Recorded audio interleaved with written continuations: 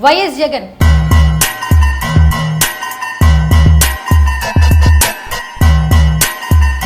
ఏపీలో ఎన్నికల వేళ సీఎం జగన్ పై దాడి కలకలం రేపుతోంది.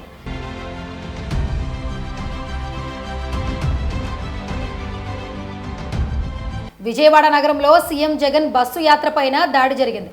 ఆగంతుకులు ఆయనపై రాయి విసిరారు. గుర్తు తెలియని వ్యక్తి పూలతో పాటు రాయిని విసిరాడట.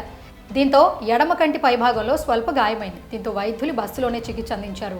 ఈ ఘటనపై పోలీసులు విచారణ చేస్తున్నారు. ప్రాథమిక ఆధారాలు సేకరించారు. కొందరిపైన అనుమానాలు వ్యక్తమవుతున్నాయి. ముఖ్యమంత్రి జగన్ పైన దాడి వ్యవహారం ప్రధానితో సహా బెంగాల్ సీఎం మమత, తమిళనాడు సీఎం స్టాలిన్ స్పందించారు.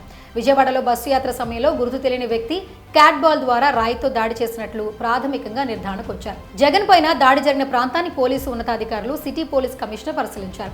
సింగ్ నగర్ ప్రాంతంలోని వివేకానంద స్కూల్ నుంచి ఈ దాడి జరిగినట్లు చెబుతున్నారు.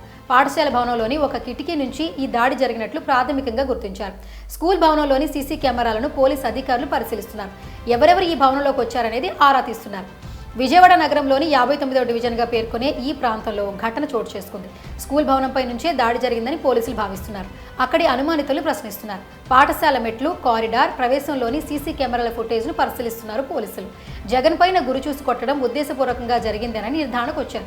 జగన్తో పాటుగా విజయవాడ సెంట్రల్ వైసీపీ అభ్యర్థి వెల్లంపల్లి శ్రీనివాస్ కంటికి గాయమైంది. జగన్ వెల్లంపల్లికి ప్రభుత్వ ఆసుపత్రిలో చికిత్స చేస్తున్నారు. అయితే దాడి చేసింది రాయి. పిల్లెడితో దాడి చేశారా అనేది నిర్ధారణ జరగాల్సి ఉంది. జగన్ కోలుకోవాలని ప్రధాని మోదీ, ముఖ్యమంత్రులు మమత, స్టాలిన్ ఆకాంక్షిస్తున్నారు. జగన్పై దాడిని పలు ప్రముఖులు ఖండించారు. దాడి జరిగిన వెంటనే వైసీపీ శ్రేణులు ఆందోళనకు దిగారు. మేమంతా సిద్ధం యాత్రకు వస్తున్న అపూర్వ ప్రజాదరణను చూసి ఓర్వలేక తెలుగుదేశం పార్టీ పచ్చముక్కలు చేసిన పిరికిపంద చర్యగా వైసీపీ ఆరోపిస్తోంది. రాష్ట్ర వ్యాప్తంగా వైఎస్ఆర్సీపీ కార్యకర్తలు అందరూ సంయమనం పాటించాలని పార్టీ పిలుపునిచ్చింది. దీనికి రాష్ట్ర ప్రజలందరూ మే 13న సమాధానం చెప్తారని పార్టీ నేతలు పేర్కొన్నారు. ఈ ఘటనపై నివేదిక ఇవ్వాలని పోలీసు ఉన్నతాధికారులను ఆదేశించారు.